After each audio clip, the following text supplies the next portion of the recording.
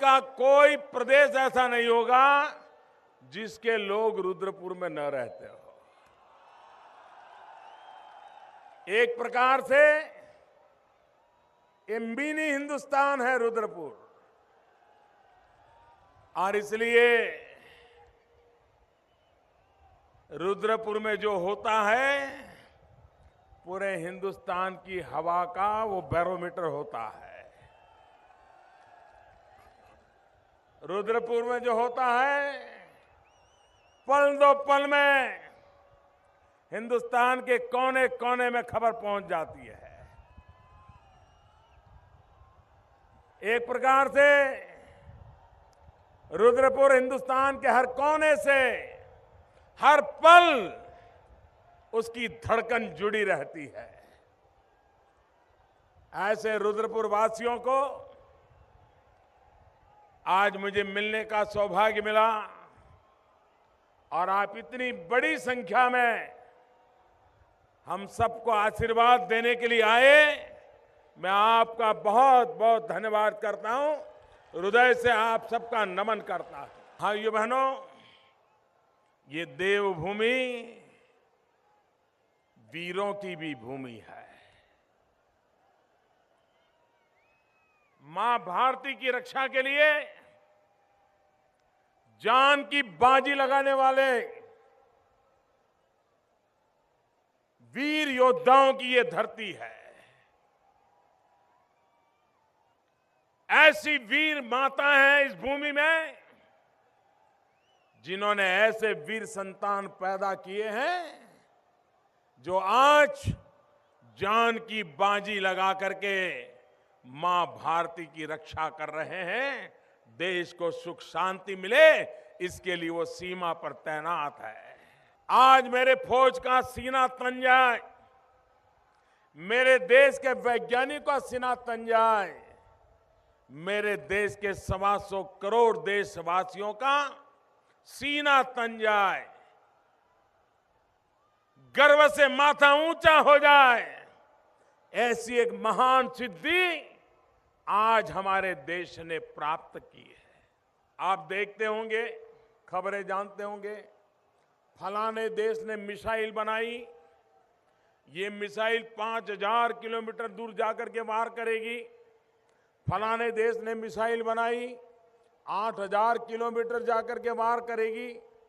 पिछले महीने खबर आई थी कि पाकिस्तान ने ऐसे मिसाइल बनाई जो हमारे अंडमान निकोबार तक आकर के तबाह कर सकती है, उधर इजराइल तक को तबाह कर सकती है। ऐसी खबरें आई थी। भाइयों बहनों, भारत के पास भी मिसाइलों में कोई कमी नहीं है, लेकिन आज भारत ने एक बहुत बड़ा पराक्रम किया। आज भारत के वैज्ञानिकों ने एक सफल प्रयोग किया कि किसी भी दुश्मन देश की मिसाइल उसके यहां से निकले और हमारे यहां पहुंचने से पहले ही 150 किलोमीटर ऊपर हवा में उसी को मार सकता है, ऐसी मिसाइल पैदा करती। भाइयों बहनों, 150 मील ऊपर अवकाश में आने वाली मिसाइल को निशाना ताक करके वो गति में है, कितनी स्पीड से क्यों न जाती हो, हमारे देश के वैज्ञानिकों ने ऐसी मिसाइल बनाई है, वहीं पर उसका खात्मा हो जाएगा। दुनिया में अब तक ये काम बड़े बड़े 4 या 5 देश ही कर पाए हैं। ये हिंदुस्तान के वैज्ञानिकों ने आज अपना नाम दर्ज कर दिया है। मैं देश के वैज्ञानिकों को बधाई देता हूं। देश के 125 करोड़ देशवासियों को सुरक्षा के लिए, इतनी बड़ी अहम सफलता के लिए हृदय से बहुत बहुत शुभकामनाएं देता। भाइयों बहनों, हम पता नहीं हमारे कांग्रेस के लोग, हमारे विरोधी दल के लोग पता नहीं कौन सा बयान देंगे। वो कहेंगे मोदी सबूत लाओ, 150 माइल ऊपर गए कब थे? मिसाइल पर वार कब किया था? जरा बताओ। क्योंकि सर्जिकल स्ट्राइक का भी सबूत मांग रहे थे। देश के फौज के लोग सीमा पार दुश्मन के मुल्क में, इलाके में जाकर के उसके दांत खट्टे कर करके वापिस लौट आए। अभी तक दुश्मनों को होश नहीं आ रहा है कि ये कैसे हुआ। पूरी दुनिया चर्चा कर रही है कि भारत की फौज में ये ताकत है, लेकिन भाइयों बहनों, हमारे देश की राजनीति इतनी नीचे गिर गई कि देश के कुछ राजनीतिक दल, कुछ राजनेता ये पूछने लगे कि जरा सर्जिकल स्ट्राइक का सबूत दो, सबूत। मुझे बताइए, ये देश के जवानों का अपमान है कि नहीं है? देश की सेना का अपमान है कि नहीं है? देश के सामर्थ्य का अपमान है कि नहीं है? देश के विश्वास का अपमान है कि नहीं है?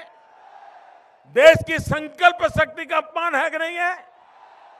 कांग्रेस पार्टी और समाजवादी पार्टी ने वहां गठबंधन किया है। उसके बावजूद भी एमएलसी के चुनाव में तीनों सीटों पर भव्य विजय, उत्तर प्रदेश में भी 11 मार्च को क्या नतीजा आने वाला है, उसकी संदेश अभी उसने दे दिया है। 2 करोड़ से ज्यादा लोगों को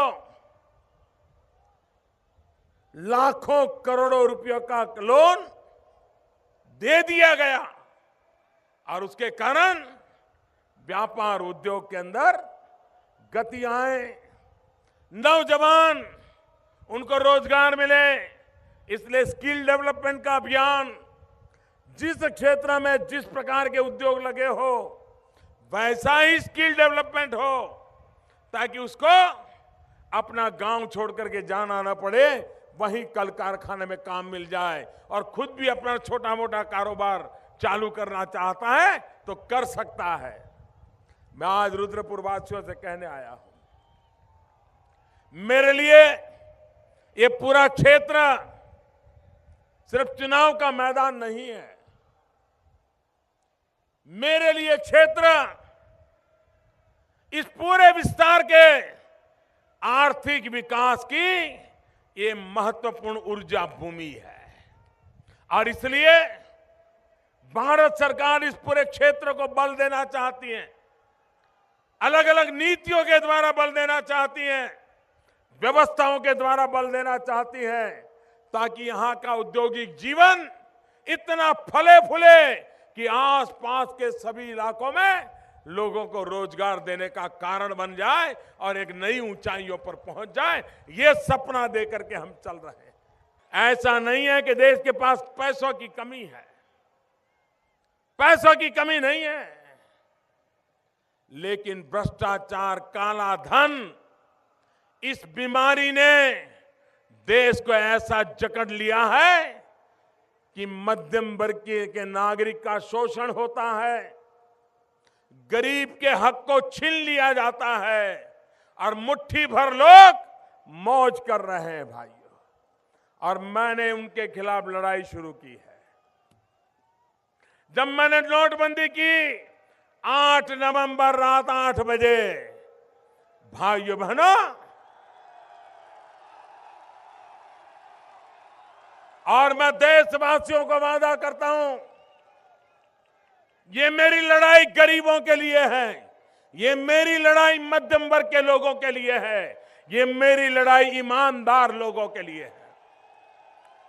जिन्होंने देश को लूटा है उन्हें देश को लौटाना पड़ेगा। ये लड़ाई लड़ने के लिए मैं निकला हूं।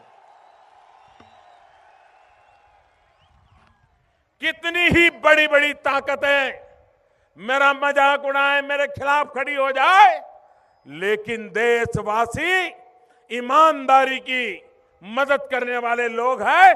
मुझे विश्वास है 125 करोड़ ईमानदारी की इस लड़ाई में मेरे साथ खड़े हैं। मुझे बताइए, काला धन खत्म होना चाहिए कि नहीं होना चाहिए? भ्रष्टाचार जाना चाहिए कि नहीं जाना चाहिए? जिन्होंने लूटा है वो रुपया लौटना चाहिए कि नहीं लौटना चाहिए? इस देश के ईमानदार के काम वो पैसा आना चाहिए कि नहीं आना चाहिए? मेहनत कश किसान के लिए वो पैसा काम आना चाहिए कि नहीं आना चाहिए? गरीब की भलाई के लिए पैसा काम आना चाहिए कि नहीं आना चाहिए? भाइयों बहनों, आपके आशीर्वाद से मैं ये लड़ाई लड़ रहा हूं। अच्छों को कबाट में बंडल के बंडल रखे थे, नीची मुंडी करके बैंक में जमा कराने पड़े। अब उनका हिसाब मांगा जा रहा था, कहां से लाए थे। भाइयों बहनों, कभी कभी कुछ लोगों के दिमाग में भ्रम होता है कि काला धन व्यापारी लोग करते हैं। भाइयों बहनों, व्यापारी तो कभी मौका मिल जाए, हो सकता है 20 रुपये का माल 25 में बेचेगा, कभी उसको 100 रुपया सरकार को देना होगा तो 80 रुपया देगा, कुछ रख लेगा। भाइयों बहनों, देश का उतना नुकसान उन्होंने ज्यादा नहीं किया है। अगर उनको अफसर लोग परेशान न करे, उसको रिश्वत के पैसे देने की जरूरत न पड़े, तो इस देश का व्यापारी, इस देश का मध्यम वर्ग का व्यक्ति 1 रुपये की चोरी करना नहीं चाहता है। वो ईमानदारी की जिंदगी जीना चाहता है। बेईमानी की है बाबुओं ने, बेईमानी की है राजनेताओं ने। सत्ता पर जिनके पास कुर्सी थी उन्होंने ही लूटा है भाइयों बहनों, और मैं उनसे ही निकालना चाहता हूं। जिन्होंने लोगों पर अपनी सत्ता का रौब जमा करके लूटा है, गैर कानूनी काम करके लूटा है, मेरी लड़ाई उनके खिलाफ है। और इस लड़ाई का काम मैंने नोटबंदी से शुरू किया है। भाइयों, हमने बेनामी संपत्ति का कानून बनाया है। क्या किसी किसान की बेनामी संपत्ति होती है? किसी शिक्षक की बेनामी संपत्ति होती है? किसी फौजी की बेनामी संपत्ति होती है? ये बेनामी संपत्ति होती है बाबुओं की, राजनेताओं की। और मैंने ऐसा कानून बनाया है, कम से कम 7 साल तो पहले जेल जाना पड़ेगा। दूसरा, ये सारी जो संपत्ति है, कितना ही बड़ा बंगलो होगा, कितने ही ज्यादा जमीन होगी, एक रात में वो सरकार की मालिकी की हो जाएगी, वो गरीबों के काम आएगी। मैं जानता हूं, स्कूल में टीचर भी अगर थोड़ा जरा कड़क रहते हैं ना, तो 2-4 बच्चे और उनके रिश्तेदार आ जाते हैं कि टीचर जरा ज्यादती करता है, उसके खिलाफ आवाज उठाते हैं। भाइयों बहनों, मैंने तो पूरे देश में 70 साल से जमा करके बैठे हैं, उनके खिलाफ लड़ाई छेड़ी है। तो आप कल्पना कर सकते हो मुझ पर क्या बीतती होगी, क्या क्या बीतती होगी। ये लोग मुझे गुस्सा ऐसे नहीं कर रहे हैं, दुखता है पेट और कुटते हैं माथा। उनकी परेशानी है कि मोदी छोड़ेगा नहीं। मुझे किसी ईमानदार को परेशान नहीं करना है, लेकिन गरीबों का लूटा है आपने, सत्ता का दुरुपयोग करके लूटा है। और इसलिए भाइयों बहनों, हिंदुस्तान के नौजवान का भविष्य बनाने के लिए ये लड़ाई मैंने छेड़ी है, और मुझे आपके आशीर्वाद चाहिए भाइयों। और बेशर्मी देखो, बेईमानों की बेशर्मी देखो, कैमरा के सामने रुपयों की लेती देती की चर्चा करते हैं तो भी शर्म का नामो निशान नहीं है जी। और इसलिए भाइयों बहनों, मैं जानता हूं ये लड़ाई मुश्किल होगी, हर डगर मुझे खतरे होंगे, लेकिन 125 करोड़ देशवासियों के आशीर्वाद है, खतरों से खेलना मेरा स्वभाव है।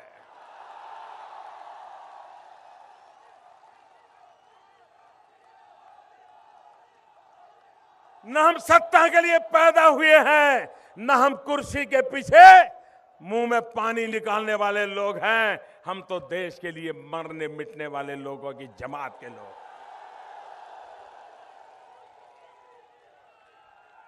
इसलिए भाइयों बहनों, देश एक बदलाव से गुजर रहा है। 70 साल की बेईमानी के कालखंड से ईमानदारी के रास्ते पर चलने के लिए आज देश तैयार है। भाइयों बहनों, कभी आपने सोचा है, हमारे देश का 70 साल का इतिहास देख लीजिए, हमेशा सरकार कोई निर्णय करे तो जनता सरकार के सामने होती है, सरकार और जनता के बीच में लड़ाई होती है, संघर्ष होता है। ये ऐसा निर्णय था नोटबंदी का कि जिसमें जनता और सरकार एक थे, जनता और सरकार एक थे। ऐसा कभी नहीं होता है। और कुछ लोग अलग अलग थे तो कौन थे? जिन्होंने वो थप्पे जमा किए ना, वो जरा परेशान थे। और इसलिए भाइयों बहनों, भ्रष्टाचार, काले धन के खिलाफ सफलता पा करके रहना है, देश को जगाते रहना है, कठोर कदम उठाते रहना है, बेईमानों को सजा दे करके ही चुप रहना है। इस संकल्प के लिए देवभूमि में एक ईमानदार सरकार बनाने के लिए मुझे आपका साथ चाहिए। और मैं देवभूमि वासियों को कहना चाहता हूं, ये उत्तराखंड अटल जी के सपनों का उत्तराखंड है। अटल जी के सपनों को पूरा करने के लिए मैं अपने आप जितनी ताकत लगा सकता हूं लगाता रहूंगा। आपके साथ कंधे से कंधा मिला करके चलूंगा, ये आपको वादा करने आया हूं। कभी आपको कमी महसूस नहीं होने दूंगा। आपको देवभूमि अपनी लगेगी, दिल्ली भी आपको अपना लगेगा। ये स्थिति मैं बना करके रहूंगा भाइयों। और इसलिए मैं कल्पना नहीं कर सकता हूं, रुद्रपुर में इतनी जबरदस्त भीड़, मैं देख रहा हूं ये पर्दे भी निकाल देने पड़े आपको। कोई कल्पना कर सकता है कि इतनी भीड़ हो सकती है एक सभा में? भाइयों बहनों, ये ईमानदारी का मेला है, ईमानदारी का मेला है। ये भ्रष्टाचारियों के खिलाफ लड़ाई लड़ने का ये विजय नाद है भाइयों बहनों, विजय नाद है। और इसलिए मैं आज देवभूमि को नमन करता हूं। मैं उधर भी देख रहा हूं, कोई कमी नहीं साहब, चारों तरफ। मैं आपका बहुत आभारी हूं, आप मुझे आशीर्वाद देने आए। 15 तारीख को भारी मतदान कीजिए, पहले मतदान और बाद में जलपान,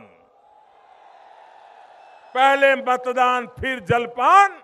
और इस विजय के लिए मत दीजिए, आपका बटन विजय का बटन होगा।